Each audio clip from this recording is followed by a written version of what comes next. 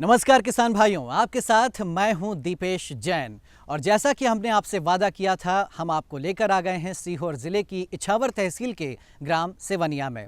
और आज यहां पर किसान भाइयों के लिए फसल संगोष्ठी का आयोजन किया जा रहा है, जो बस अब से कुछ ही देर में शुरू होने वाला है। ये फसल संगोष्ठी शुरू हो उसके पहले मैं चाह रहा था कि आपको इस कृषि विज्ञान केंद्र की पृष्ठभूमि से परिचित कराऊं। तो चलिए आप देखिए इस कृषि विज्ञान केंद्र की पृष्ठभूमि का इतिहास। कृषि विज्ञान केंद्र इछावर की स्थापना दिसंबर 1999 में हुई और आज 18.68 हेक्टेयर में फैल चुका है ये कृषि विज्ञान केंद्र और भली भांति फल फूल रहा है। प्रतिदिन यहाँ बहुत से किसान आकर अपनी जिज्ञासाओं को शांत करते हैं और विशेषज्ञों से मिली सलाह को अपनी खेती में शुमार भी करते हैं। तभी तो पारंपरिक रूप से होने वाली खेती आज तकनीकी खेती में बदल चुकी है। इस कृषि विज्ञान केंद्र की विशेषता ही समन्वित कृषि से जुड़ी हुई है।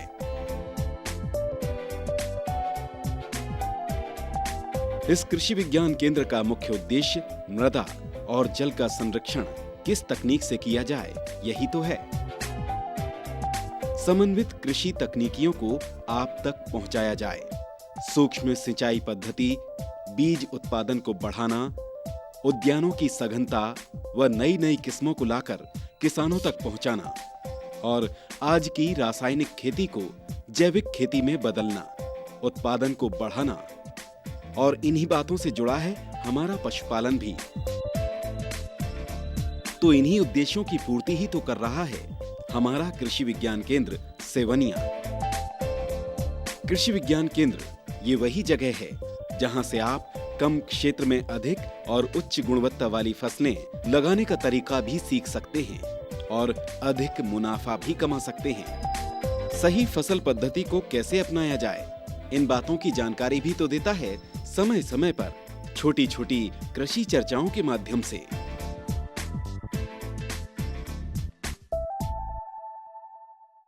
तो किसान भाइयों, हमारे माननीय प्रधानमंत्री का सपना है कि किसानों की आय 5 साल में दोगुनी हो जाए और आज की ये फसल संगोष्ठी इस सोच को सच में तब्दील करने में महती भूमिका निभाएगी, इसमें कोई शक नहीं है।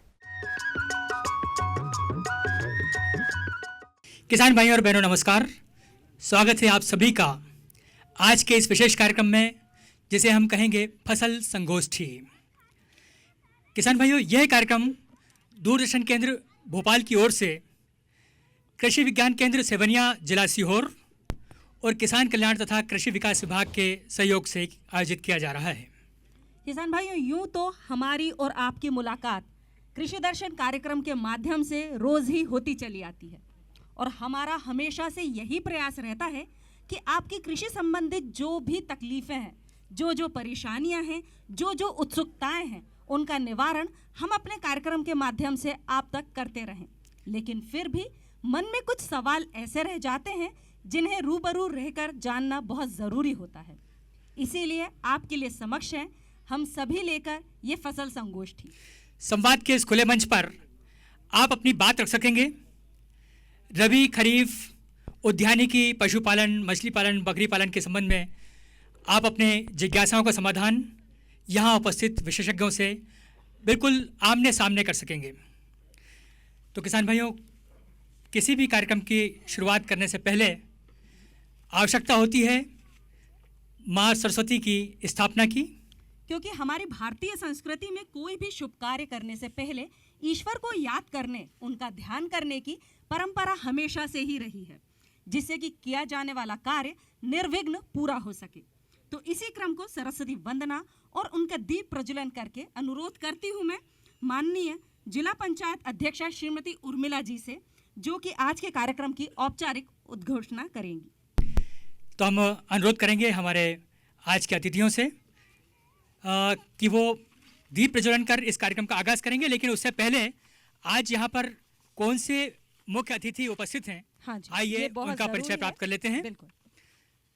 मित्रों, हमारे मंच के बाएं ओर सबसे पहले बैठे हुए हैं श्री हरि सिंह देवड़ा साहब, जो कि जिला पंचायत सदस्य हैं जिला सीहोर के। श्री स्वरूप सिंह वर्मा, जनपद सदस्य हैं इछावर से।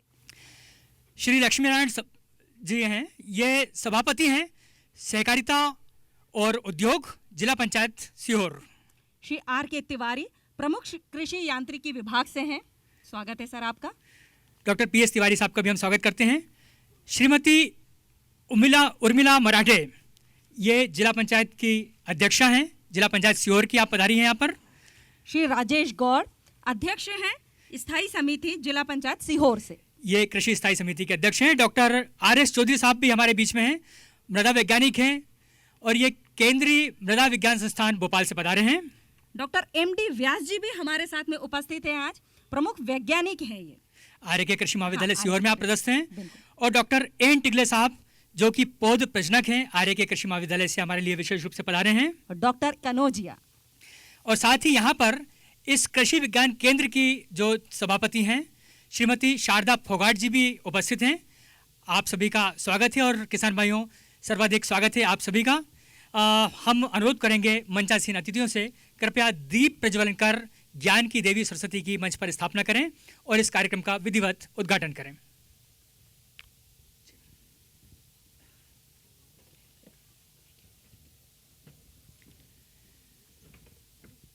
किसान भाइयों, ज्ञान विज्ञान का यह कार्यक्रम आज ग्राम सेवनिया कृषि विज्ञान केंद्र के सहयोग से आयोजित किया जा रहा है और इसमें विभिन्न विषयों के विशेषज्ञ किसान भाइयों का उनकी समस्याओं का समाधान करने के लिए स्वयं उपस्थित हैं।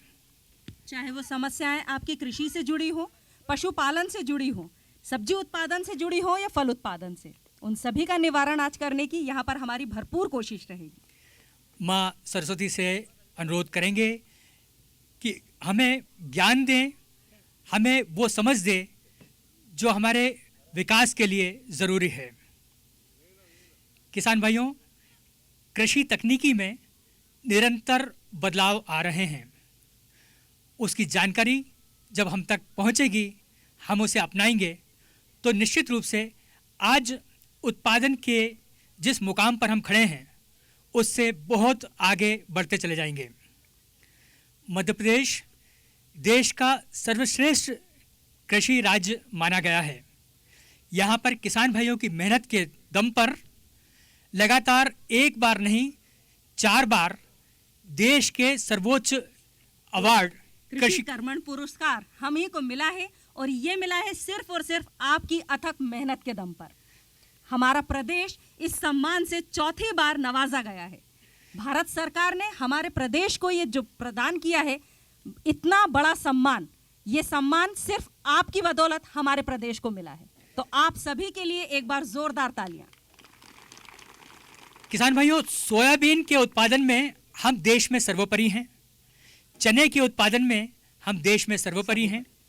दलहन की बात हो या तिलहन की बात हो, पूरे देश के किसी भी राज्य में मध्य प्रदेश से मुकाबला नहीं है।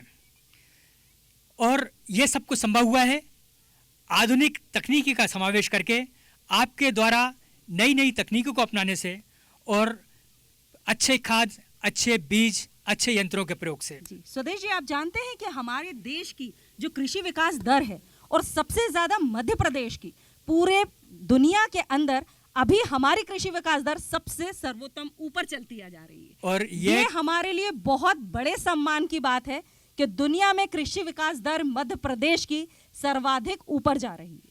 और हमारी विगत कृषि विकास दर 24.99 पूरे देश में सबसे ज़्यादा मानी गई। बिल्कुल। लेकिन पुनः हम दोहराना चाहेंगे कि ये सब किसानों के अथक प्रयास से ही संभव हुआ है। हम अपने माननीय अतिथिगणों का धन्यवाद करते हैं दीप प्रज्वलन के लिए। और अब चूंकि पाहुना आए हैं तो बात स्वागत की होती है। जी। पूरे ग्राम सेवनिया की ओर से, पूरे किसान भाइयों की ओर से, यहाँ सारे जिज्ञासुओं की ओर से हम सम्मान करेंगे अपने अतिथियों का। कृषि विज्ञान केंद्र चेयरमैन शारदा फोगाट जी ये स्वागत करेंगी श्रीमती उर्मिला मराठी जी का। जी, श्रीमती उर्मिला मरेठा जी जो कि अध्यक्ष हैं जिला पंचायत सीहोर के, इनका हार्दिक स्वागत यहाँ केवीके की चेयरमैन श्रीमती शारदा फोगाट जी द्वारा किया जा रहा है। अब डॉक्टर कनौजिया जी को मैं निमंत्रित करूंगी कि कृपया वो मंच पर आएं और हमारे सभी विशेष अतिथिगण का स्वागत करें। श्री हरि सिंह देवड़ा जी, वहाँ से।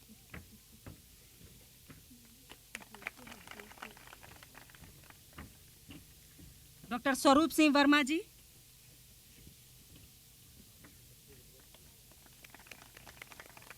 श्री लक्ष्मी नारायण जी,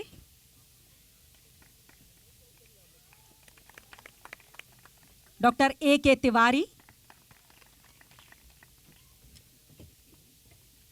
श्रीमती उर्मिला मराठे जी, श्री राजेश गौड़ जी, डॉक्टर R.S. चौधरी जी, डॉक्टर M.D. व्यास सर, डॉक्टर टिकले का स्वागत हो रहा है। और चूंकि मेजबान है, हाँ स्वागत आप कीजिए। बिल्कुल सर, बिल्कुल। शारदा फोगाट जी का स्वागत जी, बहुत बहुत धन्यवाद। और ये था उद्घाटन सत्र। हम अनुरोध करेंगे हमारे मंचासीन अतिथियों से कृपया मंच के सामने अपना स्थान ग्रहण करें और इसके साथ ही जो हमारे आमंत्रित कृषि वैज्ञानिक हैं कृपया मंच पर पधारें। धन्यवाद मैम, बहुत बहुत धन्यवाद। धन्यवाद, धन्यवाद अतिथिगण, धन्यवाद अध्यक्ष महोदया, धन्यवाद माननीय सदस्यगण। और किसान भाइयों, अब सीधे सीधे आपकी बातचीत होने जा रही है कृषि वैज्ञानिक गण से। आपकी जिज्ञासाओं का समाधान लेकर आ रहे हैं हमारे माननीय कृषि वैज्ञानिक। पूर्वा सबसे पहले बैठे हैं डॉक्टर सुरेश कांटवा जी, जो कि पशुपालन एवं पशु चिकित्सा विशेषज्ञ हैं। हाँ जी। यहाँ केवी के सेवनिया में आप पदस्थ हैं।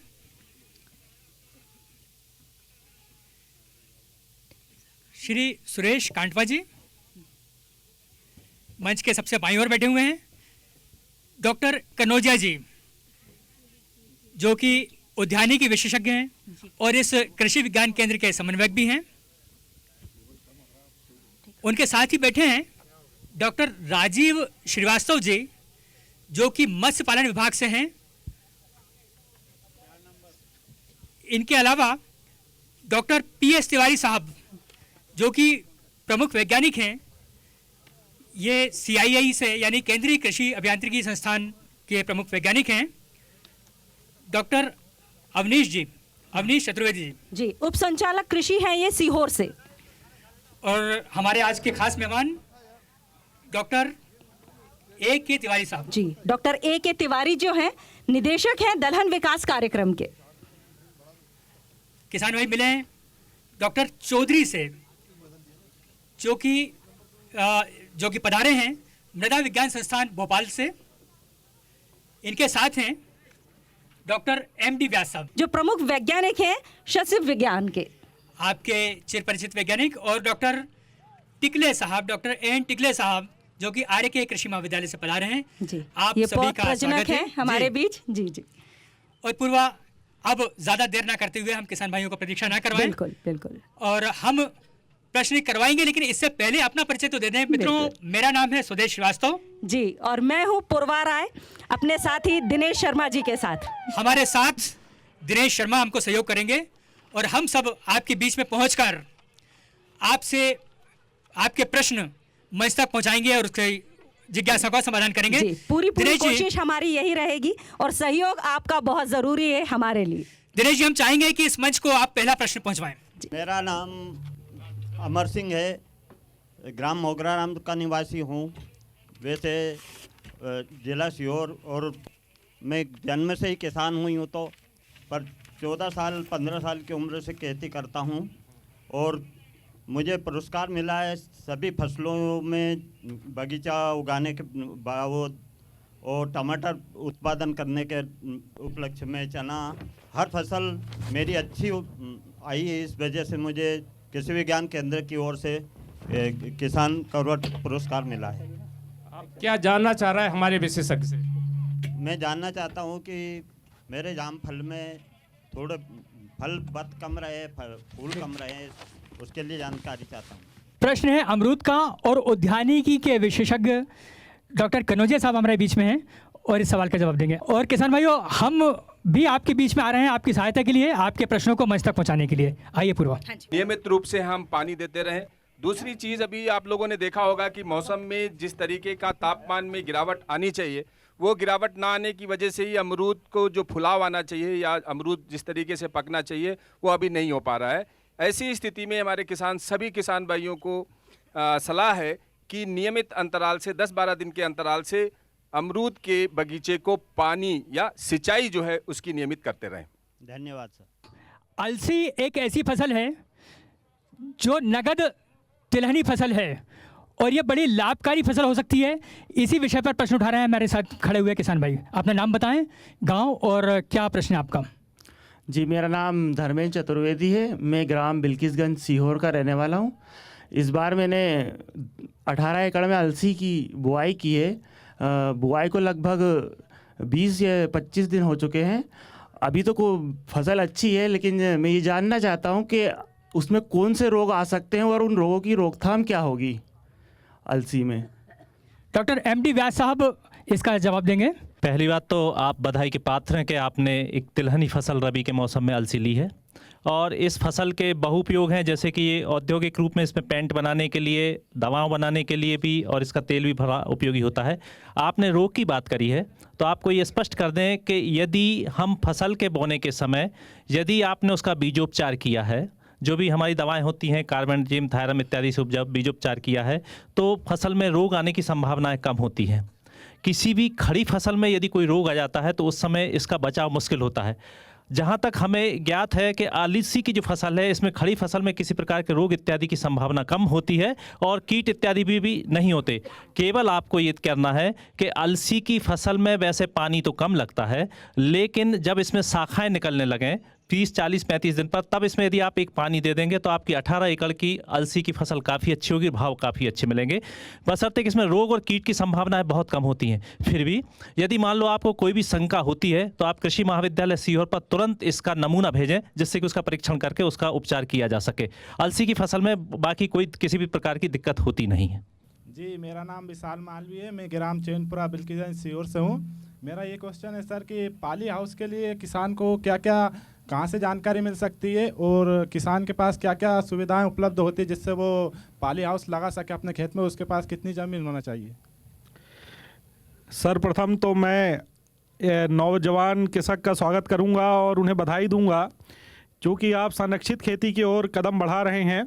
और जैसा कि पाली हाउस के बारे में आपने प्रश्न पूछा है, आपको ये मालूम भी होगा कि पाली हाउस में जो है बेमौसम की फसलें लगाई जाती हैं और ऐसी फसलें लगाई जाती हैं जिनका बाज़ार मूल्य बहुत अधिक रहता है। शासन द्वारा इसमें 50% की छूट दी जाती है। आप जितना बड़ा पाली हाउस लगाओगे उसमें जो खर्चा आएगा उसका 50% आपको देना पड़ेगा और 50% शासन की तरफ से होगा। उदाहरण के तौर पर मैं बताना चाहूँगा कि 1000 स्क्वायर फीट का अगर आप बनाते हैं, स्क्वायर मीटर का बनाते हैं, तो उसका खर्चा करीब 9-9.5 लाख आता है।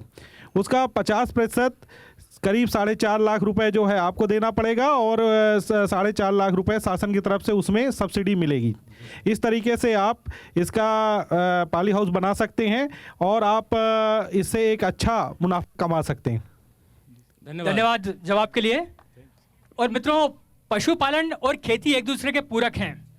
जो किसान भाई खेती करते हैं पशुपालन भी करते हैं, लेकिन पशुपालन में जो समस्याएं आती हैं, ऐसी एक समस्या मेरे साथ खड़े हुए किसान भाई उठा रहे हैं। अपना नाम बताएं, कौन से गांव से आप आए हैं? शंकरलाल सरपंच, ग्राम दीवड़िया, तहसील इछावर, जिला सीहोर।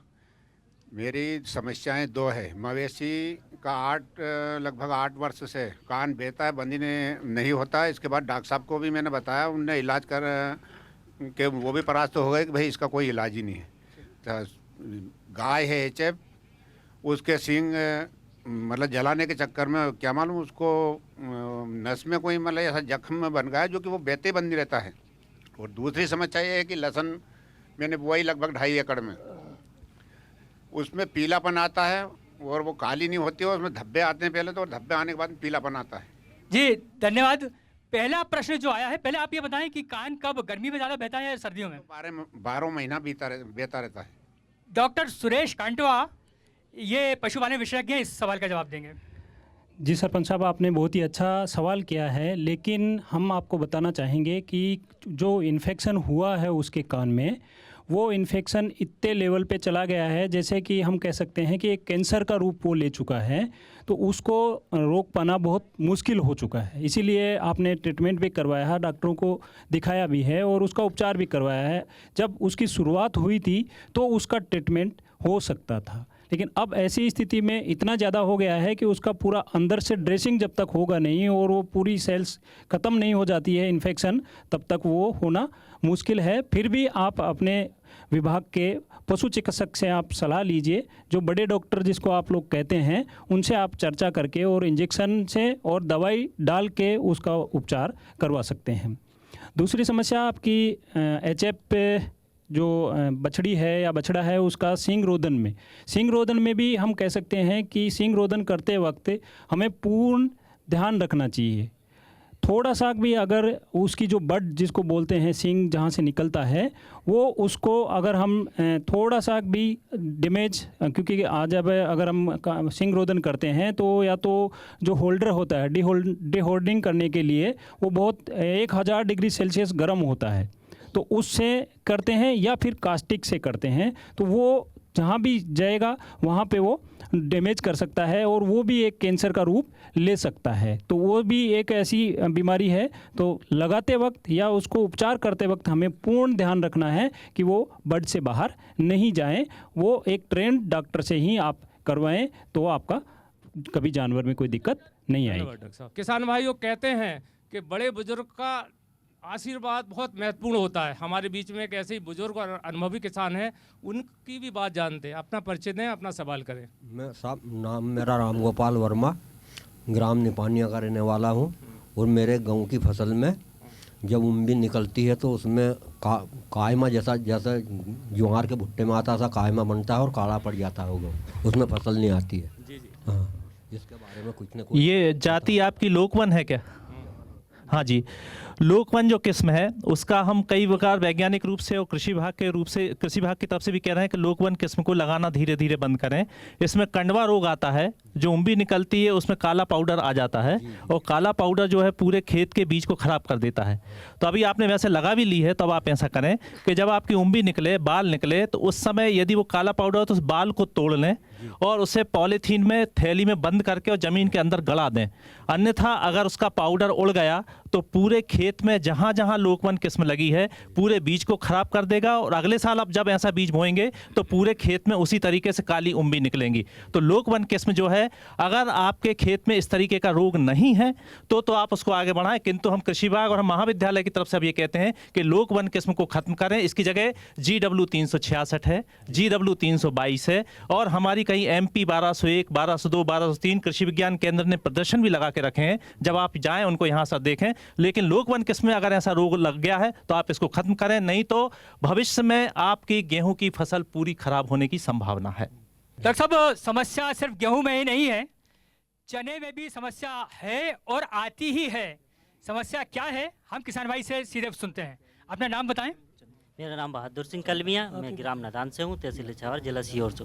सर, चने में उकस रहे हैं, सूख रहे हैं, उसके लिए कौन सा दवाई डालना है? डॉक्टर टिकले साहब इसका जवाब देंगे। चने की कौन सी प्रजाति लगाई है? सर, JG 130 भी है और देसी चने कांटे वाले भी हैं। अच्छा, मतलब उज्जैन किस टाइप के है वो? आपने बोते वक्त कुछ दवाई लगाई क्या?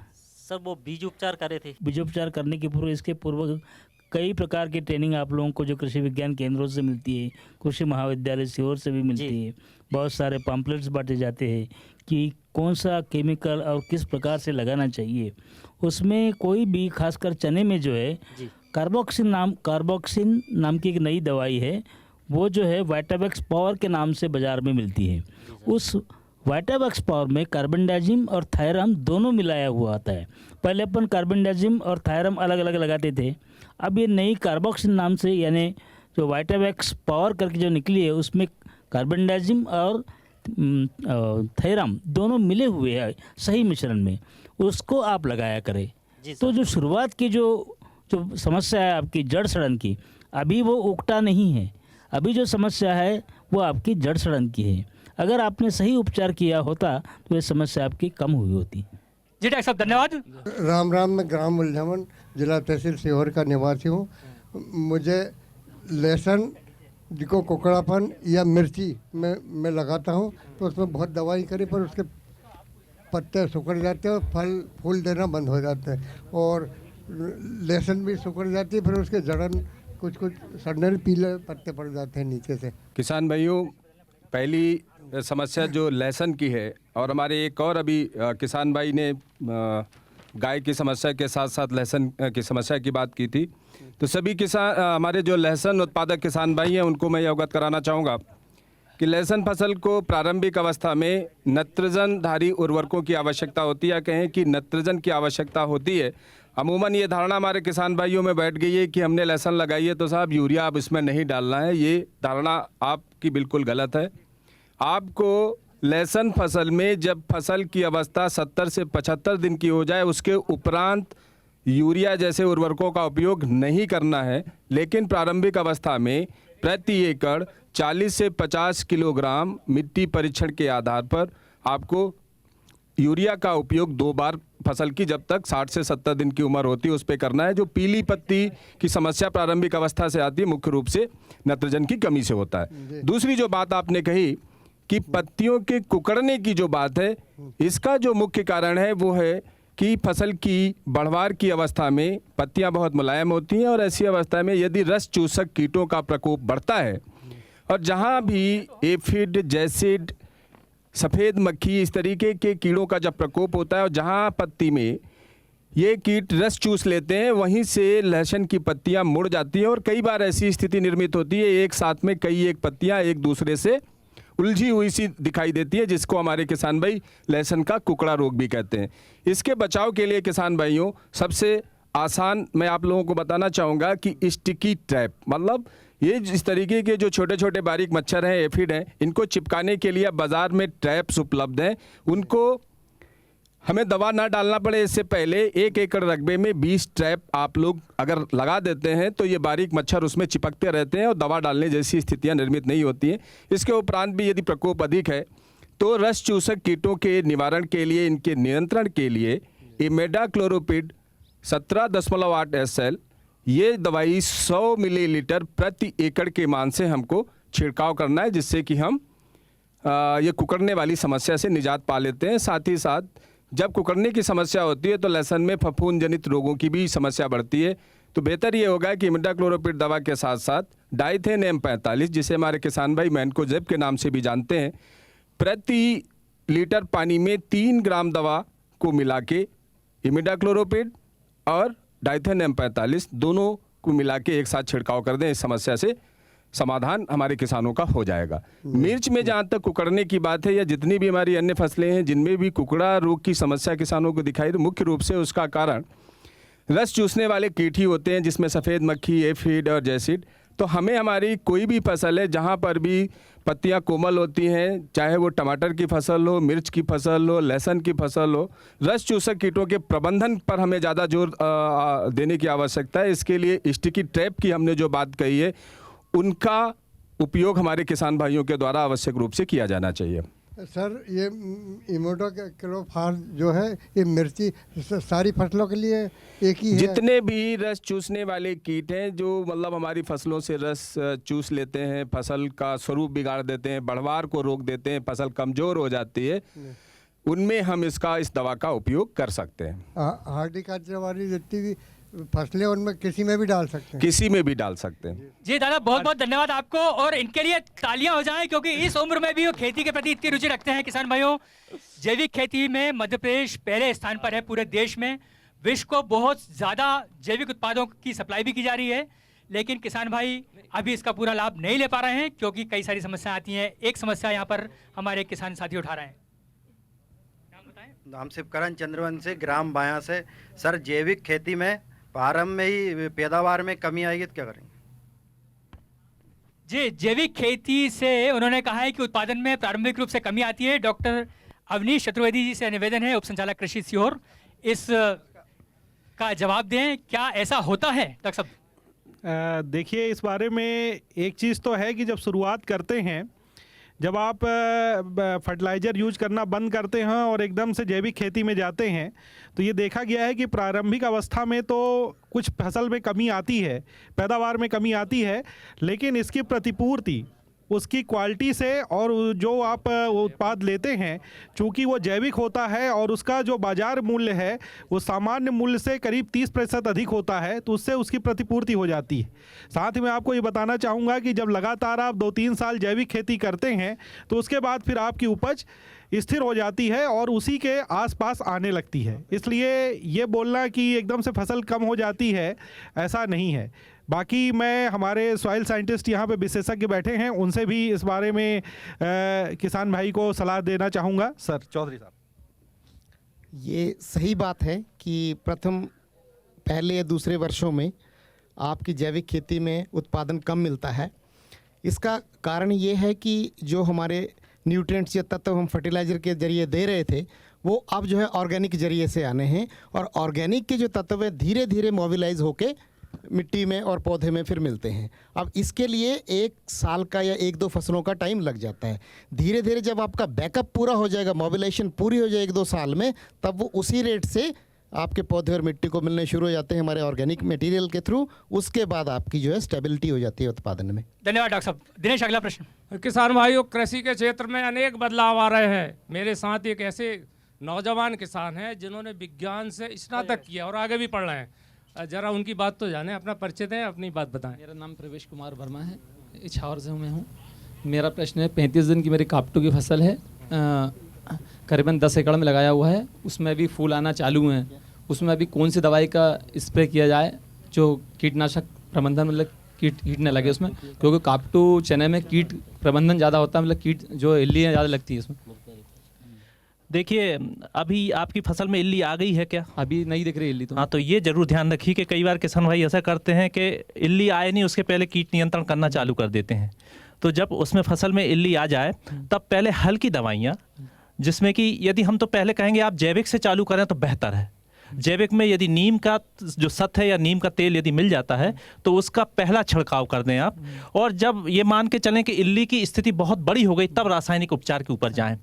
अभी जिस तरीके से हम जैविक नियंत्रण की बात करते हैं तो अभी आप 1 हेक्टेयर खेत में कम से कम 50 खूंटियाँ टी आकार की, इस तरह की खूंटियाँ आप बनाए ना, कहीं भी अपने पेड़ से टूट लें जिसमें कि चिड़िया बैठ सके, ऐसी खूंटियाँ वहाँ पर लगा दें। और तो वो जो खूंटियाँ हैं वो अपने आप चिड़िया बैठेगी, इल्ली का नियंत्रण हो जाएगा, छोटी इल्ली को वो खा लेगी। और नीम के तेल का उपयोग करें। अब जब सर से ऊपर निकल जाए बात कि अब इल्ली नियंत्रित नहीं हो रही, तब रासायनिक दवाओं पर जाएं, और उसमें भी हल्की दवाओं से। हम वैज्ञानिक रूप से कृषि विभाग की तरफ से ये अनुशंसित करते हैं कि क्लोरोपाइरीफास या क्विनालफास नाम की जो दवाएं हैं, हल्की दवाएं हैं, इनका छिड़काव करें। ये करीब 1.5 लीटर 1 हेक्टेयर में, यानी तकरीबन 600-700 ml 1 एकड़ में होती हैं। लेकिन ये जरूर ध्यान रखें किसान भाई, छिड़काव में 1 एकड़ में 4 पंप में काम खत्म कर देते हैं, ऐसा ना हो। कम से कम 1 एकड़ में 10 पंप, इतना छिड़काव अच्छी तरीके से हो जाए, पौधा अच्छी तरीके से भीग जाए, बशर्ते कि अगर जैविक रूप से इल्ली नियंत्रित नहीं हो रही है, नहीं तो उसको जैविक रूप से नियंत्रित करने का प्रयास करें, तत्पश्चात रसायनों पे जाएं। एकदम से तेज दवाएं बिल्कुल शुरू में ना दें, अन्यथा उसमें प्रतिरोधिता उत्पन्न हो जाएगी और वो इल्ली आपकी नियंत्रित नहीं होगी, फसल को नुकसान होगा। सर, क्या फूल की अवस्था में दवाइयाँ जो कीटनाशक छींटना चाहिए नहीं चाहिए? कोई दिक्कत नहीं है, आप छिड़क सकते हैं, लेकिन हल्की दवाइयाँ, बहुत तेज दवाएं ना डालें, अन्यथा फूल पर नुकसान हो सकता है, उसमें कोई समस्या। धन्यवाद सर, थैंक यू। जी, मैं इसके साथ में किसान भाई को ये भी बताना चाहूँगा कि राष्ट्रीय खाद्य सुरक्षा मिशन दलहन का कार्यक्रम बहुत बृहत रूप में मध्य प्रदेश में चल रहा है। देश के सभी राज्य इसमें कवर हैं। तो ये अपना जो खेत है उसको कृषि विभाग के हमारे जो डिप्टी डायरेक्टर हैं, उनका जो SADO और ADO हैं, उनसे एक बार विजिट जरूर करवाएं। और दूसरी चीज़ कि जो इनको रसायन खरीदना है, चाहे वो जैविक हो या केमिकल पेस्टिसाइड इनको इस्तेमाल करना है, उसके लिए भी राष्ट्रीय खाद्य सुरक्षा मिशन में इसमें अनुदान दिया जाता है। तो जो हमारी टीम कृषि विभाग के नीचे रहती है, ब्लॉक स्तर पर इनके खेत का भ्रमण करेगी, वो इनको सुझाव भी देगी और इनकी जो उसमें मदद है अनुदान के साथ वो भी देगी। किसान भाइयों, अभी हम जो बात सुन रहे थे वो हैं डॉक्टर AK तिवारी साहब, जो कि भारत सरकार का मध्य प्रदेश में दलहन विकास कार्यक्रम जो चलाया जा रहा है, दलहनी फसलों को प्रोत्साहित करने के लिए, उसके आप निदेशक हैं। इनके सम्मान में थोड़ी सी तालियां चाहिए। और अब हम बात करेंगे कृषि में व्यावसायिकता की। जब तक हम अपना नज़रिया नहीं बदलेंगे, तकनीकी नहीं अपनाएंगे, तब तक हम खेती में पूरा लाभ नहीं ले सकते। यहाँ पर इस प्रश्न के माध्यम से खेती में तकनीकी किस तरह से जोड़ी जा सकती है, ये प्रश्न उठा रहे हैं हमारे युवा साथी। मेरा नाम लीलाधर वर्मा है और मैं ग्राम बायां, तहसील बुधनी, जिला सीहोर। और मैं ये पूछना चाहता था वैज्ञानिक लोगों से कि जो फसल के जो कचरे का निपटान है वो रोटावेटर के द्वारा तो कर सकते हैं, पर उसके बाद दूसरी फसल बोने में बहुत तकलीफ होती है। दूसरा, उसके लिए क्या व्यवस्था है? उस कचरे से गलधा जो आता है बोनी करने में, उसके लिए कौन सा यंत्र ऐसा उपयुक्त है जो उस कचरे का निपटान कर सके? और दूसरा जो है संरक्षित खेती के बारे में आप थोड़ा सा प्रकाश डालें। देखिए आपने बहुत सही सवाल किया है। जो हमारा ख़ास तौर से रबी की फसल की बुआई करते हैं तो उसके पहले अगर सोयाबीन की फसल हो और आपने हाथ से कटाई किया है या रीपर का उपयोग किया है तो उसमें तो प्रॉब्लम नहीं आती है। प्रॉब्लम तब आती है जब हम उसकी कटाई जो है कंबाइन हार्वेस्टर के ज़रिए करते हैं। तो कंबाइन हार्वेस्टर में भी अगर सोयाबीन की फसल है आपकी और वो फसल वहाँ पे पड़ी हुई है तो उसको उठा करके आप उसकी गठान बना सकते हैं। या दूसरा एक हमारा स्ट्रा रीपर आता है, स्ट्रा कंबाइन जिसको बोलते हैं, तो उससे जो है आप उससे भूसा बना सकते हैं या बेलर लेकर के बेलर से बेल्स बना सकते हैं और उस कचरे को इकट्ठा कर, जैसे कि आजकल जैविक खेती का जो चल रहा है, आप कहीं भी खेत के कोने पे जहाँ पे गहरा हो, गड्ढा टाइप का हो, वहाँ पे गड्ढा कर लें और वहाँ पे अपना ये कचरा वहाँ डाल दें। वहाँ आप केचुआ वगैरह और डाल करके जो आप खाद बनाना चाहते हैं उसका खाद बना सकते हैं और उसका सही उपयोग कर सकते हैं।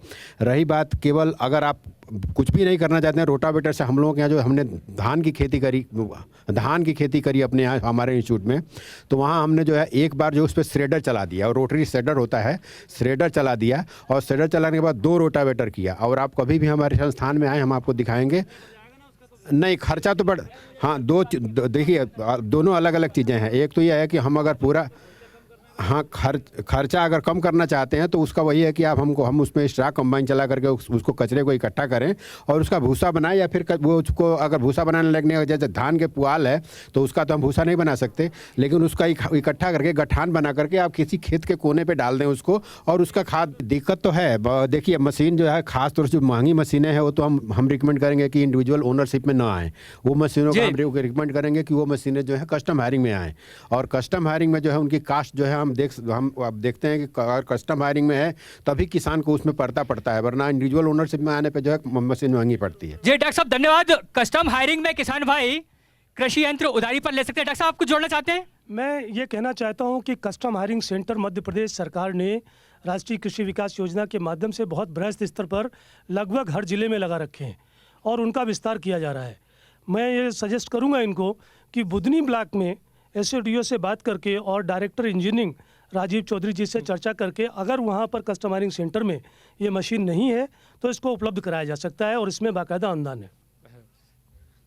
इसमें मैं एक बात और जोड़ना चाहता हूँ, वो ये है कि आपकी समस्या जो धान की पराली की बात है उसके लिए एक नया इंस्ट्रूमेंट और आया है, हैप्पी सीडर बोलते हैं या टर्बो हैप्पी सीडर। वो थोड़ा भारी मशीन है, वो 50-60 हॉर्स पावर के ट्रैक्टर से चलता है। उसमें आपकी पराली की रुकने की कोई समस्या नहीं आती। हमारे बीच में अनेक किसान बैठे हैं, वो सभी के मन में है कुछ ना कुछ पूछें। मेरे साथ एक ऐसे किशोर अवस्था का भाई है मोहित, जिसके मन में मत्स्य पालन की उत्कंठा है। वो चाहता है कि इसमें मेरा भविष्य है। अपना परिचय दें और अपना सवाल करें। मेरा नाम मोहित वर्मा है, मैं ग्राम खेरी का हूँ, तहसील इछावर, जिला सीहोर। मेरा क्वेश्चन है कि मछली के बच्चे कैसे पैदा किए जाते हैं और इसमें सरकार की क्या क्या योजनाएं हैं? मैं गंगाराम मांजरकुई से हूँ, रेटी तहसील, जिला सीहोर, और मैं अपने खेत में मछली पालना चाहता हूँ और तालाब बनवाना चाहता हूँ। जी इनके पास तो तालाब भी नहीं है, मछली पालन करना चाहते हैं। डॉक्टर साहब देखिए, तालाब बनाने के लिए जो राष्ट्रीय कृषि विकास योजना के अंतर्गत हमारे यहाँ जो स्कीम आई है उसमें 1 हेक्टेयर ज़मीन पर अगर आप देते हैं अपनी किसान, उसका बैंकेबल ऋण केस बनता है, बैंकेबल केस बनता है। 7 लाख का अगर ऋण स्वीकृत हो जाता है तो उसमें 3.5 लाख रुपए का अनुदान है। समझ रहे हैं आप? जी सर। 3.5 लाख रुपए का अनुदान है। और दूसरा, राष्ट्रीय कृषि विकास योजना के अंतर्गत 0.1 हेक्टेयर माने 20 बाई 50 मीटर का अगर आप गड्ढा बनाते हैं 20 बाई 50 मीटर, और दोनों जो पहले वाला तालाब बताया था 1 हेक्टेयर वाला और इसमें 1.5 से 2 मीटर की गहराई रखनी है। इसमें 80,000 रुपये की पूरा कॉस्ट आती है। 60,000 रुपये कंस्ट्रक्शन कॉस्ट है, निर्माण लागत, और 20,000 रुपये इनपुट्स के लिए, मछली का बीज, खाद के लिए दिया जाता है। इस प्रकार 80,000 रुपये हो गए। 80,000 में 40,000 रुपये का अनुदान है जी। ठीक है। और इसी के इससे जुड़ी एक योजना और आप पूछ रहे थे, तालाब है आपके पास, तालाब का आप सुधार करना चाहते हैं तो सुधार करने के लिए 3.5 लाख रुपए का बैंकेबल केस बनता है, जिसमें 1,75,000 रुपये की अनुदान दिया जाता है ठीक है। और अगर आपको इनपुट्स के लिए चाहिए तो उसमें 75,000 रुपये का अनुदान है ठीक है। अपन इसमें बच्चे मतलब वो मछलियों के बच्चे कहाँ से लेकर आना पड़ेगा? मछली के बच्चे हमारा जमुनिया फिश सीड फार्म है सीहोर में, वहाँ से आप बच्चे प्राप्त कर सकते हैं। तो वो शासन की मतलब उसमें आएगा क्या पैसे? हाँ, 2.5 रुपये का कॉस्ट आती है, तो 1.25 रुपये आपके और 1.25 रुपये सरकार के।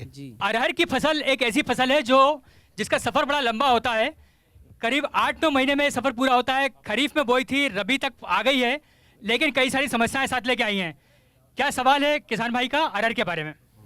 हाँ, मेरा नाम कन्हैयालाल चंद्रवंशी, ग्राम मोगरा राम से। मेरा सवाल है अरहर के बारे में। सर, मेरी अरहर की फसल इस समय फूल के ऊपर है और बहुत तेज़ फूल आ रहे हैं, तो मेरा पूछना था आपसे कि क्या इसमें इस फूल की अवधि में दवाई दे सकते हैं या नहीं दे सकते हैं। दूसरी बात एक और है, जब फसल पकने के तैयार होती है उस समय पे इसमें उगटा रोग की परेशानी रहती है। और तीसरी बात एक और है, फूल आने के ऊपर पानी दे सकते हैं या नहीं दे सकते, और उसके फली आने के बाद पानी और कितनी बार देना चाहिए या एक ही पानी से उसे पैदा करना चाहिए? जी, बहुत अच्छा सवाल है। डॉक्टर टिकले साहब इसका जवाब देंगे। धन्यवाद। सबसे बड़ी बात है कि आपके पहले प्रश्न का जवाब ये है कि आप जब अरहर फूल पर आती है उसी वक्त पानी देना चाहिए, और जब वो उसमें फली लगना शुरू हो जाती है उसके बाद उसमें बिल्कुल ही पानी देना नहीं चाहिए। अरहर में फली लगने के बाद तो बिल्कुल पानी नहीं देना चाहिए, क्योंकि जो पानी आपने पहली बार दिया है वही पानी बाद में काम आएगा। अगर आपने पानी ज़्यादा दिया उस वक्त जब फलियाँ लगनी शुरू हो जाती तो अरहर की फसल फिर से फूल पे आ जाती है और जो बन रही फलियाँ उसमें बराबर दाना बढ़ता नहीं। इसीलिए अरहर की फसल में केवल फूल की अवस्था में ही पानी देना चाहिए। दूसरी बात आपने जो कही है कि क्या फूल की अवस्था में दवाइयों का छिड़काव किया जाता है, बहुत सारे किसानों के मन में अभी भी यही भ्रांति है कि फूल की अवस्था में अरहर में दवाई नहीं छिड़कनी चाहिए, जबकि फूल की अवस्था में ही दवाई छिड़कनी चाहिए।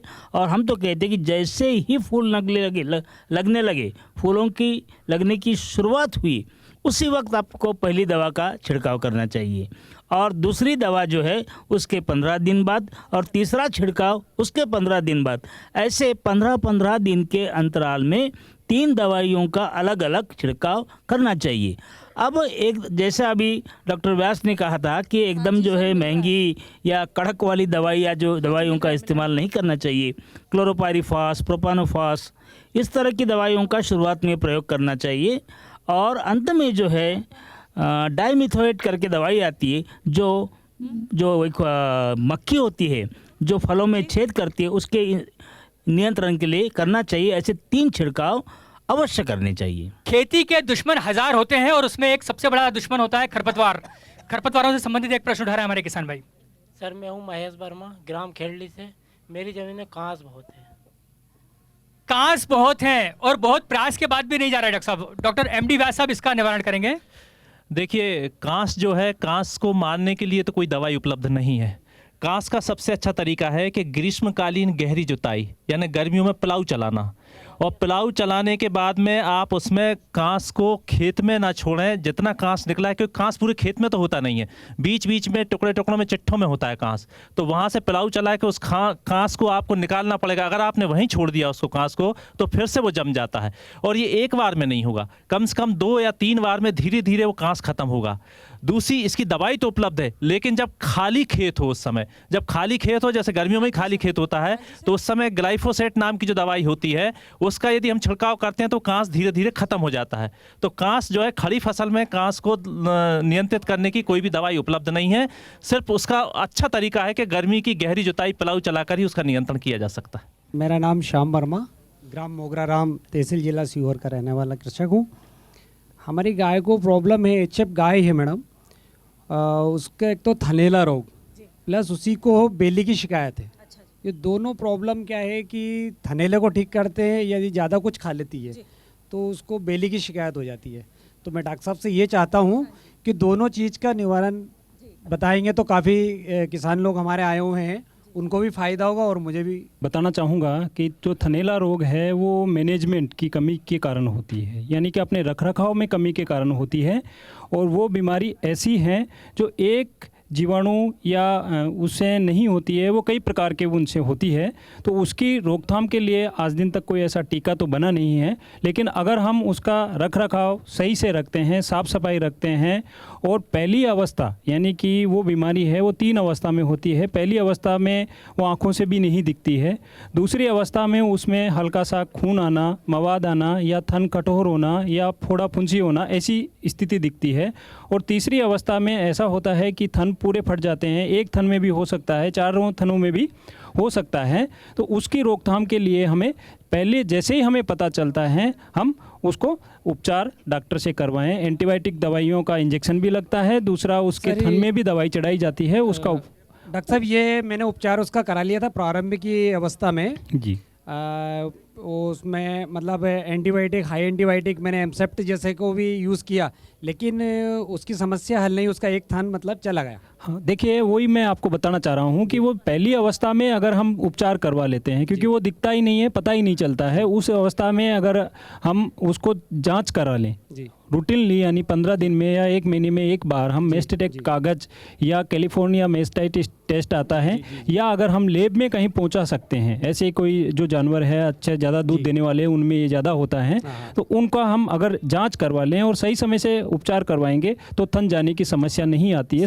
थन जाने की समस्या तब आती है जब वो लास्ट स्टेज में चला जाता है। 12 से 13 लीटर दूध की गैया है ये। बिल्कुल बिल्कुल। तो उसके लिए आप एक तो साफ सफाई रखें, दूसरा लाल दवा से उसके थनों को धोते रहें, और बीच बीच में उसको एंटीबायोटिक पाउडर के साथ मेमेडियन पाउडर जो आता है उसका भी हम सेवन करवाते रहें। और उसके साथ साथ जब भी हम गाय जनने वाली हो उसके 2 महीने पहले से विटामिन ई प्लस सेलेनियम का जो पाउडर आता है उसका उपयोग करेंगे तो ये बीमारी नहीं आएगी। जो आपका सवाल है आपने किया था जो बेली का है, जिसको हम प्रोलेप्स बोलते हैं, उस वो 2 कारण से होता है। पहला कारण तो उसके जो पोषक तत्वों की कमी है, जैसे हम बातचीत करते हैं, वो पोषक तत्वों की कमी में फास्फोरस या कैल्शियम की जो कमी रहती है उसकी वजह से। दूसरा ये होता है कि अगर इन्फेक्शन होता है शरीर में तो भी वो पशु जोर लगाता है तो वो बेली की शिकायत आती है। ऐसी स्थिति में हमें 50 ग्राम मिनरल मिक्सर पशु को प्रतिदिन खिलाते रहना चाहिए। और उसके साथ साथ अगर कोई दिक्कत आती है तो उस समय में हम डॉक्टर को बुला के उसको। जी डॉक्टर साहब धन्यवाद। हमें उम्मीद है कि हमारे किसान भाई संतुष्ट होंगे। ये अगला प्रश्न जो है ये ऊर्जा से ओतप्रोत है, ऊर्जा से भरा हुआ है, और हमारे किसान भाई पूछ रहे हैं सोलर पंप के बारे में। सर मेरा नाम विष्णु प्रसाद मीना है, मैं तहसील नसलेवन जिला सीहोर और ग्राम शामपुर से हूँ। मैं जानना चाहता हूँ क्या किसान अपने खेत पर सोलर पंपिंग सिस्टम लगवा सकता है, और 5 हॉर्स पावर की मोटर चलाने के लिए कितना खर्च आएगा और सब्सिडी कितनी मिलेगी और कितने दिन तक ये सर्विस देगा? सोलर पंप लगवाना है इन्हें खेत में। कन्नौजी साहब आप जवाब देंगे। किसान भाइयों, वर्तमान समय में जो ऊर्जा का हमारा जो मुख्य स्रोत है जो सौर ऊर्जा है, उसके लिए बड़े युद्ध स्तर से मैं ये कह सकता हूँ कि सरकार के स्तर द्वारा भी प्रयास किए जा रहे हैं। और हमारी कृषि में सौर ऊर्जा का महत्व दिनों दिन बढ़ता चला जा रहा है, जो कि पूरी तरीके से पर्यावरण को सुरक्षित रखने में भी एक सशक्त माध्यम है। वर्तमान में हमारे अपने कृषि विज्ञान केंद्र में भी एक 5 हॉर्स पावर, जैसा कि हमारे किसान भाई ने पूछा है, एक संयंत्र यहाँ पर विगत वर्ष स्थापित किया गया है। जब तक सूरज की रोशनी रहती है तब तक ये संयंत्र बराबर काम करता है। इसकी जो लागत की बात है, वर्तमान में प्रति हॉर्स पावर में मोटे मोटे स्तर से अपने किसान भाइयों को बता दूं कि वास्तविक जो इसकी लागत आती है लगभग 1,25,000 रुपये प्रति हॉर्स पावर। यदि हम 5 हॉर्स पावर का सोलर पंपिंग स्टेशन स्थापित करना चाहते हैं तो लगभग 6-6.5 लाख रुपए का इस पे खर्च है। वर्तमान में मध्य प्रदेश सरकार इसको बृहद स्तर पर योजना तैयार कर रही है कि किसानों को लगभग 75 से 80% अनुदान पर ये संयंत्र किसानों के यहाँ स्थापित किए जाएं। और मेरे ख्याल से हमारे साथ उप संचालक कृषि भी हैं, अनुदान की क्या कुछ और प्रक्रिया है वो इस पर बात करना चाहेंगे। धन्यवाद कनौजिया साहब। अभी शासन द्वारा इसकी योजना बनाई जा रही है, और जैसा कि डॉक्टर साहब ने बताया है कि इसमें 80 से 85% तक सब्सिडी का प्रोविज़न किया जा रहा है, लेकिन अभी ये लॉन्च नहीं हुई है। अभी केवल इसमें 25% सब्सिडी मिल रही है, वो भी भारत सरकार की। इसलिए मैं किसान भाइयों को ये बताना चाहूँगा कि जैसा कि 6 लाख इसकी करीब कास्ट आती है, अगर इसमें 80% अगर इनको सब्सिडी मिलेगी तो इनके लिए ज़्यादा लाभदायक रहेगा। कुछ दिन इंतज़ार करें और शासन की योजना लॉन्च होने के बाद ही इसे लगाएं। और वर्तमान में जो लगाना चाहते हैं उनके लिए 25% की सुविधा केंद्र सरकार द्वारा दी जा रही है। बहुत बहुत धन्यवाद सर। आज हमारे पास एक और किसान भाई हैं जो कि आपको गेहूं से संबंधित प्रश्न पूछना चाहेंगे। अपना परिचय दीजिए। मेरा नाम सोहन वर्मा है, ग्राम गोलूखड़ी से।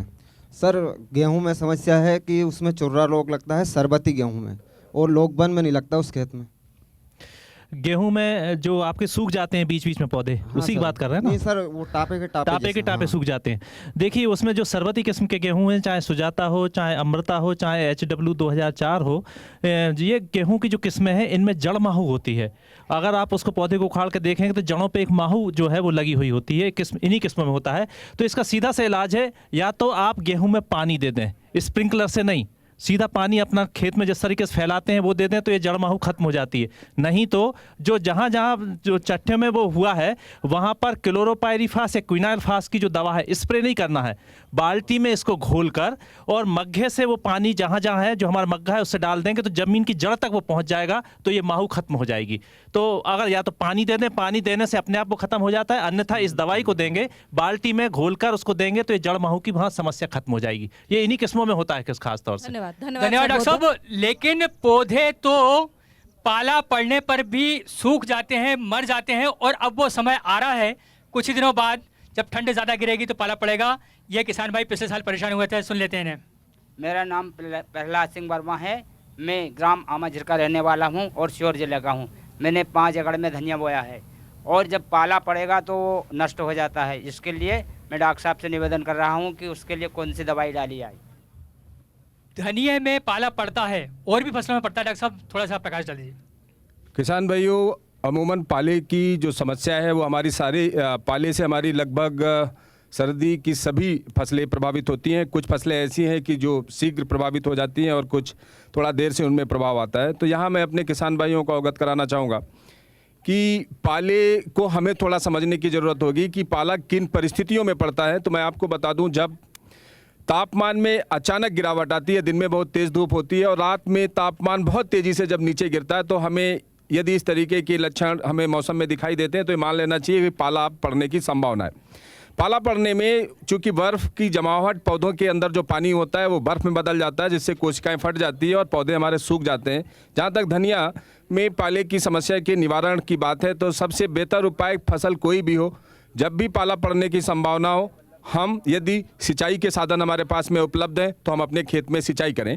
यदि सिंचाई के साधन नहीं है तो पाला पड़ने की जब भी संभावना हो तो हम अपने खेत के चारों तरफ धुआं, जिसको मतलब कुछ ऐसा घास फूस खेतों के मेड़ों पे इकट्ठा कर लें और शाम के समय हम अपने खेत के चारों तरफ धुआं कर दें। यदि ये काम आप कर लेते हैं तो पाले से हम अपनी फसलों को बचा सकते हैं। बहुत बहुत धन्यवाद डॉक्टर साहब। अब हमारे पास एक किसान है जो जानना चाहेंगे कि दीमक की समस्या से कैसे उनका निवारण हो। प्लीज अपना परिचय दीजिए। मेरा नाम सीताराम चंद्रवंशी, ग्राम आमला रामजीपुरा, तहसील इछावर, जिला सीहोर से हूँ। सर, मेरे खेत में जो है दीमक की बहुत प्रकोप। जब भी मैं वो फसल सोयाबीन या गेहूँ काट के रखता हूँ तो पूरी फली भी काट के वो गिर जाती है, और जो है वो उम्बियाँ भी, जो भी फसल मतलब अपन जैसे 2 दिन 4 दिन अपन ने रख दी तो वो पूरी वहाँ पे ख़राब कर देती है। बिल्कुल ठीक बात है। गेहूं, जो आपकी गेहूं या सोयाबीन या चने की फसल में जिस खेत में दीमक की समस्या होती है उसके 2 प्रकार से इलाज हम कर सकते हैं। एक तो बोने के पहले जब हम खेत की अंतिम तैयारी करते हैं तो ये जो पाउडर के रूप में जो कीटनाशक आते हैं, जिसमें कि पहले मिथाइल पैराथियान भी आता था, क्लोरोपाइरीफास की भी चूर्ण आता है, इसको 8 से 10 किलो प्रति एकड़ हम अंतिम बखरनी के समय ज़मीन के अच्छी तरीके से मिला दें तो वो दीमक खत्म हो जाती है।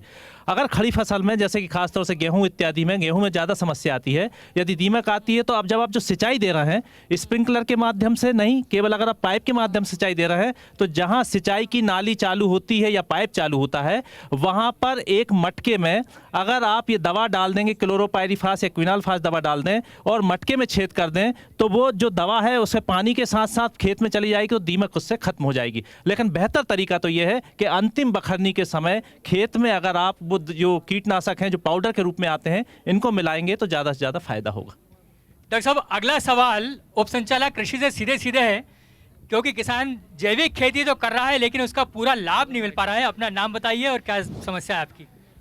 सर, मैं गजराज सिंह वर्मा, कुलास कला जिला सीहोर का रहने वाला हूँ। जैसे जैविक खेती तो कर रहे हैं हम, उसका उत्पाद भी अच्छा आ रहा है, पर उसका मार्केट जिले लेवल पे कहीं पे नहीं मिल रहा है। उसके मार्केट की क्या व्यवस्था है, कहाँ बेचना पड़ेगा उसको, उसके बताइए। पहली बात तो मैं आपको बहुत बहुत बधाई देना चाहूँगा कि आप जैविक खेती कर रहे हैं, और इसके दो तरीके हैं। एक तो ये है कि आप अपना रजिस्ट्रेशन जो है जैविक खेती का, जैविक प्रमाणीकरण संस्था भोपाल में है MP सोपा, उसमें करके आप प्रमाणीकरण करा लें। करवा रखा है सर वहाँ से भी। आप का सर्टिफिकेट अगर वो है तो आप उसे हमारे विभाग में दे दें, हम आपके लिए इसकी व्यवस्था कर देंगे। आपका जितना भी उत्पाद है वो पूरा विक्रय हो जाएगा और उसके लिए कहीं कोई समस्या नहीं है। आप जैसे और भी कोई किसान भाई अगर रजिस्ट्रेशन करा के रखे हैं और उनके पास जितना भी उत्पाद हो, कृपया वो MP सोपा को भी और कृषि विभाग को भी सूचित करें। वो पूरा का पूरा उत्पाद बिकवाने की पूरी जिम्मेदारी विभाग की है।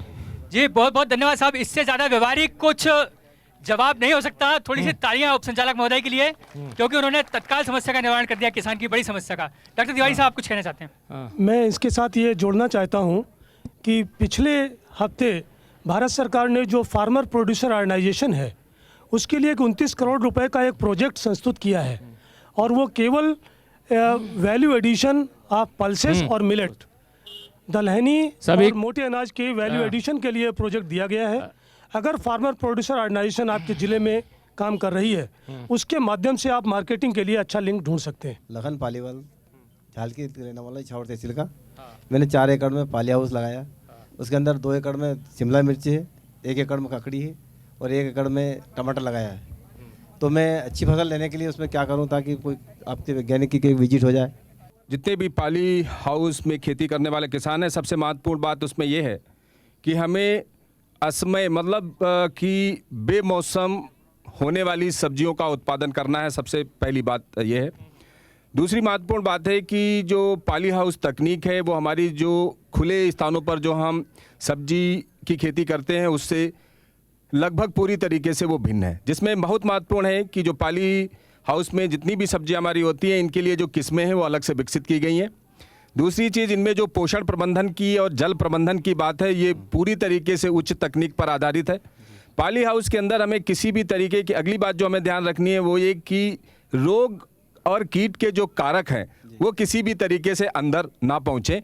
अन्यथा मोटे तौर से ये देखने में आता है कि पाली हाउस में सब्जियों का जितना बेहतर उत्पादन होता है उतना ही तेज़ी से रोग और कीट प्रकोप होने पर फसलें नष्ट भी हो जाती हैं, क्योंकि पाली हाउस के अंदर रोग और कीटों के प्रकोप के लिए भी उतना ही बेहतर वातावरण मिलता है जितना कि सब्जियों के लिए होता है।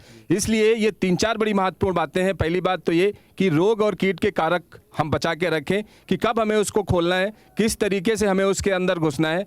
बीजों का जो चयन है, किस्मों का जो चयन है वो पाली हाउस के अनुसार हमको करना है। बेमौसम सब्जियों का उत्पादन हमको पाली हाउस में करना है। जल प्रबंधन और जो पोषण प्रबंधन है वो हम लोग जो कहते हैं कि फर्टिगेशन की मतलब सिंचाई का पानी और पोषक तत्व दोनों एक साथ जाने। ये मोटी मोटी 4-5 बातें हैं। यदि हमारे किसान भाई पाली हाउस में इन बिंदुओं पर ध्यान देते हैं तो और भी बेहतर उत्पादन हमारे किसान भाई पा सकते हैं। डॉक्टर साहब, मुश्किल ये है कि हर फसल को पॉली हाउस में नहीं लिया सकता, हर किसान पॉली हाउस अफोर्ड नहीं कर सकता। जैसे हमारे ये किसान भाई हैं, अपने सवाल यहाँ पर उठाइए।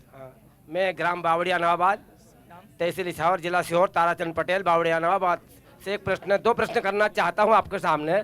उनका निवारण करना जरूरी है आपको, क्योंकि मैं 4-5 साल से पौधा, ये जामली है बगल में, इस जामली के बगीचे से ले जाता हूँ 7 साल से। उनमें बड़े बड़े तो हो जाते 5-10 फीट के, इसके बाद आप सब सूख जाते हैं साहब। पर मैं केरी नहीं खाई उनमें से, हमें केरी की दूँ, अब आम नहीं खाए। और दूसरी बात ये है कि बल्लर भी लगाते हैं तो उसमें महुआ खा जाता है। इसके बारे में डॉक्टर साहब बताओ तो बड़ी कृपा होगी आपकी। किसान भाइयों, पहली जो समस्या हमारे किसान ने उठाई है वो आम के पौधे लगाते हैं और काफ़ी बढ़वार उनकी होती है, उनमें फल नहीं आता। इस तरीके की अमूमन समस्या आम में तब ज़्यादा आती है जबकि हम देसी पौधा खरीद के लगाते हैं। पहली बात, देसी पौधे में लगभग 6 से 7 वर्ष लगते हैं फसल आने में, मतलब फलने में उसको 6 से 7 वर्ष लगते हैं। वहीं पर जो हमारे ग्राफ्टेड पौधे हैं या जिनको हमारे किसान भाई कलम लगे हुए पौधे कहते हैं, यदि ऐसे पौधों का रोपण करते हैं तो फसल तीसरे वर्ष से प्रारंभ हो जाती है। तो किसान भाई ध्यान ये रखें कि हम हमारे आसपास जो अच्छी नर्सरी है, पौधशाला हैं, उनसे हम कलम वाले जो पौधे हैं उनको खरीद कर उनका रोपण करें, हमें फसल अवश्य मिलेगी और शीघ्र मिलेगी।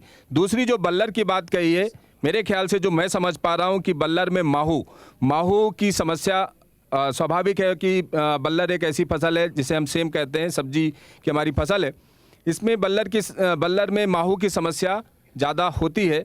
जो छोटे स्तर पर हमारे किसान भाई उगाते हैं, इनको मैं एक सलाह देना चाहूँगा कि हमारे घर में यदि राख होती है जो लकड़ी और कंडे और खाना बनाने से चलती है, वो उसका निरंतर वो उपयोग करते रहें। और ये समस्या, चूँकि माहू एक ऐसा कीट है जो रस चूसता है हमारे फूलों से, फलियां जब लगती हैं उससे, और कई बार स्थिति ये बनती है जो सेम का फली जो लगती है, गुच्छा जो होता पूरी तरीके से काला दिखाई देता है। ऐसी स्थितियाँ निर्मित ना हो, इसके लिए रस चूसक कीटों से बचाव हमको करना है। और कीटनाशक जो दवाई है सबसे उपयुक्त, एक तो जो डाइमेथोएट 1 मिलीलीटर दवा प्रति एकड़ पानी में, अथवा इमेडाक्लोरोपिड 0.75 मिलीलीटर प्रति लीटर पानी में घोल बनाकर हमें छिड़काव करना है, इससे निजात मिलेगी। किसान भाइयों, जो दूर दूर गाँवों में, चौपालों में किसान भाई इस कार्यक्रम को देख रहे हैं, हम ये बताना चाहेंगे कि देश में सबसे पहले हरित क्रांति आई, इसके बाद श्वेत क्रांति आई, एक और क्रांति कृषि के क्षेत्र में आई, रंग बिरंगी क्रांति। अनार के बारे में जानना चाहते हैं किसान, अपना परिचय दें और प्रश्न करें। मेरा नाम राकेश वर्मा है सर, ग्राम खेरी का निवासी हूँ। 8 से 10 पौधे मेरे अनार के हैं, लेकिन सर 2 साल से वो आते हैं, लेकिन उनमें फलों में क्या कीड़े ऑटोमेटिक आ जाते हैं और सड़ जाते हैं वो। जहाँ तक हम सीहोर की परिस्थितियों में बात करें तो हमारा ये पूरा क्षेत्र जो है अनार की खेती के लिए उपयुक्त नहीं है, और मुख्य रूप से 2 समस्याएं बड़ी गंभीर होती हैं। एक तो जो फली वेदक कीट जिसकी बात हमारे किसान अभी यहाँ पर कर रहे हैं, दूसरा एक विल्ट का प्रॉब्लम होता है, मतलब अफलन की स्थितियाँ बहुत शीघ्र बगीचे में आ जाती हैं। 8-10 पौधों की जहाँ तक बात है और उसमें जो फली वेदक कीट आ रहा है, तो इसके नियंत्रण के लिए पहली चीज़ जो है कि हम अपने इन पौधों के आसपास साफ सफाई रखें, पौधों की कटाई छटाई नियमित अंतराल से करें, जिससे कि हवा का आवागमन पौधे के अंदर पर्याप्त हो, सूर्य की रोशनी का पर्याप्त आवागमन हो। दूसरी चीज़, यदि स्थितियां ऐसे ही हैं कि पिछले 2 वर्षों से निरंतर फल बेदक कीट उसमें आ रहा है, तो मैं अपने किसान भाइयों को सलाह देना चाहूँगा कि पुष्पन की जो अवस्था होती है, जैसे ही अनार में फूल बनने की या फूल की जो कलियां आती हैं, उसी अवस्था पे हमें कीट के प्रकोप को रोक देना है। और उसके लिए साधारण सी जो दवाइयाँ आप लोग इस्तेमाल जो सोयाबीन और चने में करते हैं, टाइजोफास, क्विनालफास, इस तरीके की जो दवाइयाँ हैं, इनका हम 2 बार छिड़काव, एक तो पुष्पन जैसे कली बनती है उस अवस्था पे, और जैसे ही जब फल बनता है उस अवस्था पर अगर 2 बार छिड़काव करते हैं तो फल बेधक कीट से हम निजात पा सकते हैं। डॉक्टर साहब धन्यवाद। एक प्रश्न पशुपालन से संबंधित। सर, हमारे घर में कम से कम 15 पशु हैं, जिसमें से 2-3 पशु लग रहे हैं। कोई 2 लीटर दूध देता है, कोई 3 लीटर दूध देता है। कोई ऐसा पशु बताओ जो ज़्यादा से ज़्यादा दूध दे सके। देखिए, पशुओं की उन्नत नस्लों की बात करें तो भैंस में अगर हम बात करें, मुर्रा भैंस है, उसको उस नस्ल का उपयोग कर सकते हैं। उसके साथ साथ हम मैसाना है, सूरती है, उनका भी उपयोग कर सकते हैं। और अगर गाय की बात करते हैं तो देसी नस्लों में गिर गाय है, साहीवाल है, थारपारकर है। और अगर हम क्रॉस ब्रीड पे जाना चाहते हैं तो HF के क्रॉसेस है या जर्सी के जो क्रॉस ब्रीड संकर गायें हैं, उनको पाल सकते हैं, जिससे आप ज़्यादा से ज़्यादा दूध उत्पादन ले सकते हैं। बात यह आती है कि हम लेके कहाँ से आएंगे, तो उसके लिए हमारे पास जो पशु हैं उनमें ब्रीडिंग जब करवाते हैं, प्रजनन जब करवाते हैं, उस स्थिति में सेलेक्टिव ब्रीडिंग जिसको हम कहते हैं उसका उपयोग करें। जो अच्छी नस्ल के सांड है उसके सीमन का उपयोग करेंगे तो पहली पीढ़ी में आपकी जो नस्ल है वो सुधर के 50% तक उसका गिर का अगर डलवाएंगे तो गिर आएगा, अगर साहिवाल का सीमन डलवाएंगे तो साहिवाल आएगा। तो उसका हम नस्ल को उन्नत करेंगे तो 5 से 6 पीढ़ी में वो 100% आप अपने जो जानवर हैं उनको उन्नत कर सकते हैं। धन्यवाद। किसान भाइयों, जिला सीहोर के गांवों के नौजवान किसानों का रुझान जल कृषि अर्थात मत्स्य पालन की ओर बढ़ रहा है। आपका परिचय दें और प्रश्न करें। सर, मेरा नाम अखिलेश वर्मा है, ग्राम खेली, तहसील इछावर, जिला सीहोर से है। सर, मैं मछलियों के खाने के फीड बनाने के लिए शासन से कुछ योजनाएं जानना चाहता हूं। देखिए, ये राष्ट्रीय कृषि विकास योजना के अंतर्गत हाँ सर। फिश फीड मिल की स्थापना की जाती है। हाँ सर। इसी वर्ष लागू हो रही है ये स्कीम। इसमें जो अधिकांश किसान हमारे पूरे सीहोर जिले के देख लें तो वो मछली के बच्चे तो खाने मतलब तालाब में डाल देते हैं, हाँ सर। लेकिन उसको पोषक आहार नहीं देते। इससे मछली की पाड़ बहुत कम आती है, उनको उतना लाभ नहीं मिल पाता। हाँ सर। तो किसानों में जागरूकता हम हर बार देते हैं कि वो पोषक आहार जरूर दें। एक तो प्लवक दिया जाता है जो गोबर की खाद से हाँ सर। पैदा होता है, और दूसरा जो सप्लीमेंट्री फीड जिसे पोषक आहार बोलते हैं वो लगाने के लिए 10 लाख रुपए की लागत आती है। 1 क्विंटल से 5 क्विंटल प्रतिदिन उसको उत्पादन करना अनिवार्य रहेगा, और उसको 10 लाख रुपए के बैंकेबल केस बन के जाता है, उसमें 5 लाख रुपए का अनुदान है। धन्यवाद डॉक्टर साहब। एक प्रश्न है अरहर की नवीन तकनीकी को लेकर, किसान भाई उठा रहे हैं, प्रश्न कीजिए।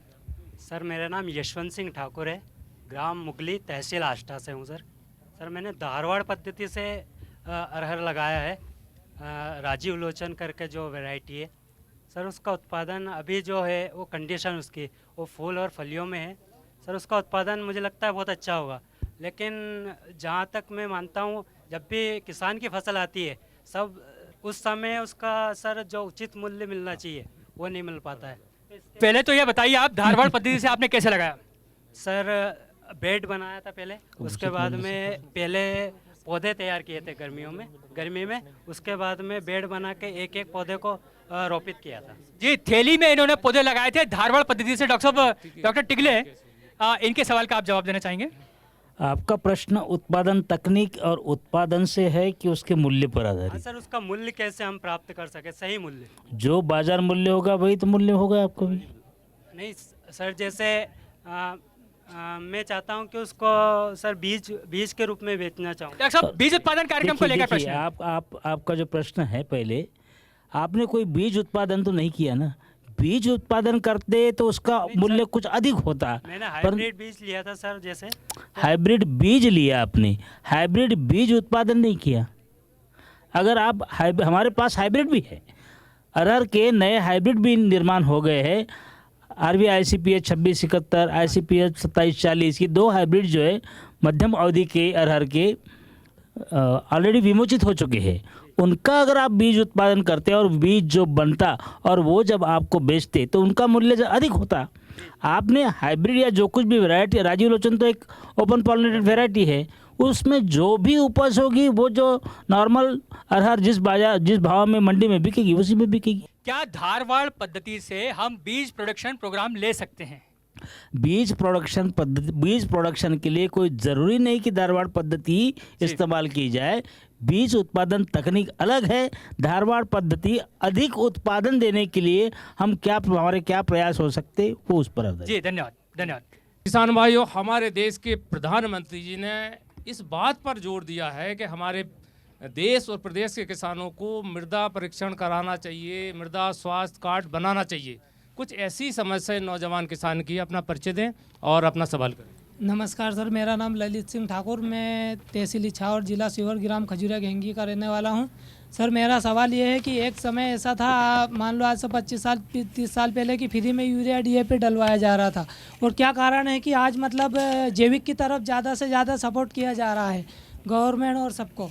मैं आपको एक चीज़ बताना चाहूँगा कि आवश्यकता ही आविष्कार की जननी है। वो समय था जब हम लोग खाद्यान्न पे दूसरे देशों के ऊपर आधारित रहते थे। हमारे खाद्यान्न इतना नहीं था कि हम अपने जनसंख्या थी उसकी पूर्ति कर सकें। उस समय हमने एक प्रोग्राम लाया था गवर्नमेंट ने, वो ये था कि हम किस तरीके से अधिक उत्पादन कर सकते हैं। उसके लिए नई वैरायटी आई, बौनी किस्में आई, और उसके साथ साथ फर्टिलाइज़र का उपयोग किया गया जिससे कि उसे अधिक से अधिक उत्पादन लिया जा सके। मैं किसान भाइयों को यहाँ बताना चाहूँगा और उनका धन्यवाद भी करना चाहूँगा कि आज हम अनाज उत्पादन में इस स्थिति में है कि अगर हमें 1 किलो अनाज की ज़रूरत है तो हम 3 किलो अनाज उत्पादन करते हैं, यानी 2 किलो एक्स्ट्रा करते हैं। अब स्थिति ये आई है जो आपने बोला कि जब हमारा उत्पादन का जो आंकड़ा है वो पार हो गया, सफिशिएंट हमारे पास अनाज आ गया, हम आत्मनिर्भर हो गए, तो अब ये जो दूसरी समस्या है कि हम एक तो क्वालिटी उत्पादन की तरफ जा रहे हैं, इसलिए हम लोग ये चाहते हैं कि एक अच्छा जैविक उत्पाद हो।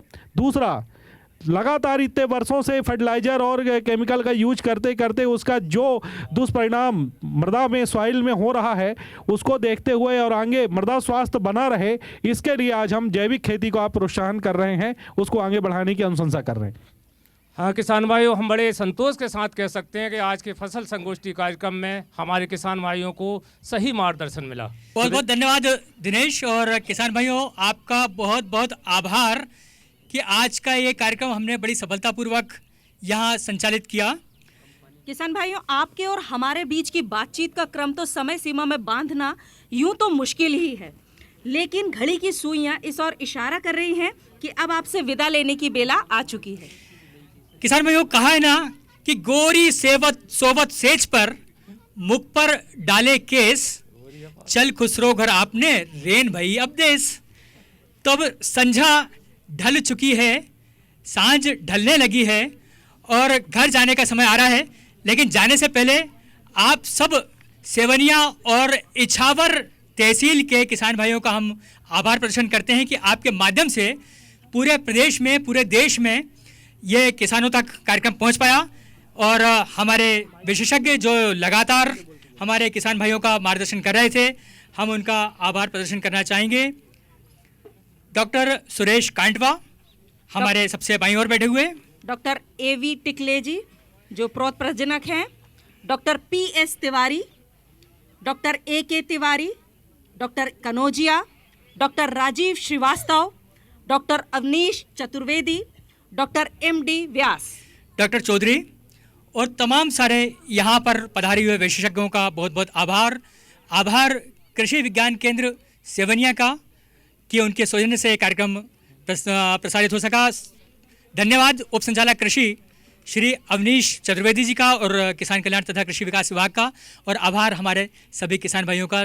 निश्चित रूप से आज हमारे किसान भाई इस संगोष्ठी से कुछ ना कुछ ज्ञान की बात, कुछ ना कुछ जानकारी अवश्य लेकर जा रहे हैं, और आप इस जानकारी को जब अपने खेत पर उतारेंगे, ज़्यादा उत्पादन ले सकेंगे, तो इससे ज़्यादा प्रसन्नता की बात कुछ नहीं होगी। और किसान भाइयों, इस वादे के साथ कि भोपाल दूरदर्शन फिर आपके समक्ष एक बार फिर उपस्थित होगा एक नए विषय, एक नए संवाद के साथ। हम आपकी उपस्थिति और सहयोग के लिए बहुत बहुत आभारी हैं। अपने पूरी दूरदर्शन टीम, सारा कृषि दर्शन केंद्र भोपाल और मेरे साथी दिनेश शर्मा और मैं पूर्वा राय के साथ सुदेश श्रीवास्तव अब आपसे आगे चाहेंगे। धन्यवाद, नमस्कार।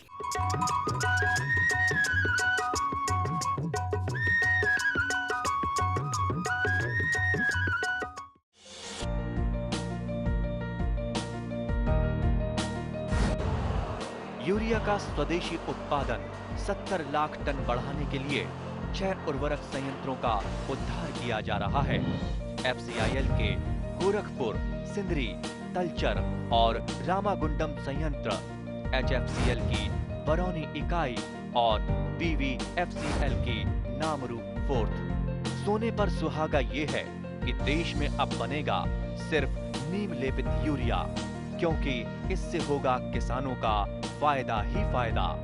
अनाज का उत्पादन 10% तक बढ़ेगा, बढ़ेगी 10 से 15% नाइट्रोजन क्षमता।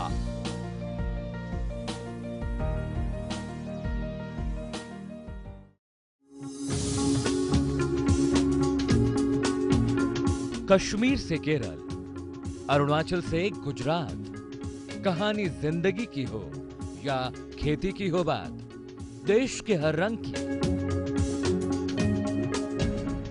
बात राज्यों की। सोमवार से बुधवार शाम 5:20 पर DD किसान, बदलते भारत की शान।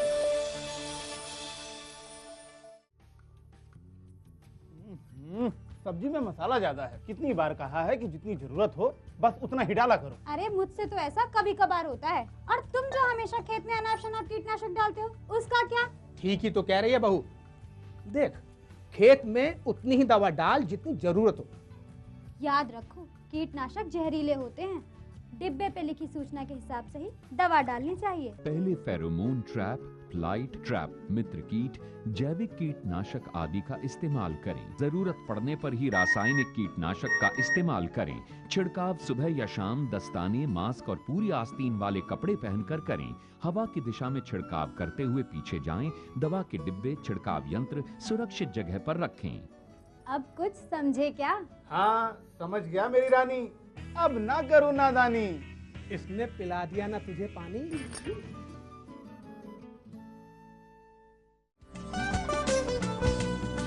कौन कौन सी हैं सरकारी योजनाएं, कैसे उठाएं इनका लाभ, जानिए अपने गांव का हाल।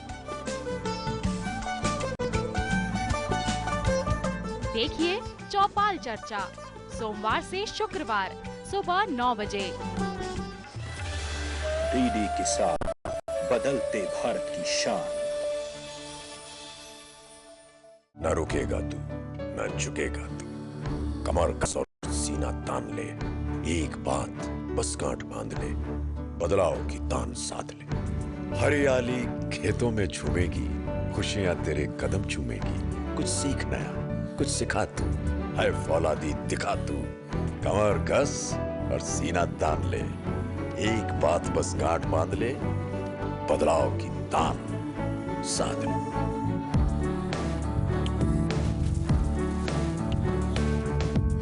दूरदर्शन किसान, छेड़ो बातें बदलाव की। पशु नहीं अभिमान है, किसान भाई की शान है। आय का है माध्यम, परिवार का सम्मान है। पशुपालन पर आधारित विशेष प्रोग्राम हमारा पशुधन, गुरुवार और शुक्रवार शाम 5:30 पर। डीडी किसान, बदलते भारत की शान। मुद्दा 1। खरीफ की फसल का मतलब ही यह है कि भाई जो मानसून की बारिश होगी उसी पे ये फसल जो है आगे चलेगी। राय अनेक। फसलों का और प्रजातियों का चुनाव सही से करें। विषय विशेष पर होगी जमकर बात। कैसी भी परिस्थिति आएगी तो किसान डटा रहेगा, किसान डटा रहेगा तो देश के लिए अन्न पैदा होता रहेगा। देखिए विचार विमर्श शुक्रवार शाम 7:30 पर। डीडी किसान, बदलते भारत की शान। दूरदर्शन मध्य प्रदेश प्रस्तुत करता है कार्यक्रम कृषि दर्शन, सोमवार से शुक्रवार सप्ताह में 5 दिन, शाम 5:30 से 6 बजे तक। बात हो खेत की या खलिहान की, चने की हो या गेहूं की, निंदाई गुड़ाई से लेकर बीजोपचार की, या हो बात हमारे पशुधन की। इसके अलावा और भी बहुत कुछ। अब तो इसे YouTube पर भी देखा जा सकता है। तो देखना मत भूलिए कार्यक्रम कृषि दर्शन दिन में 3 बार केवल दूरदर्शन मध्य प्रदेश पर।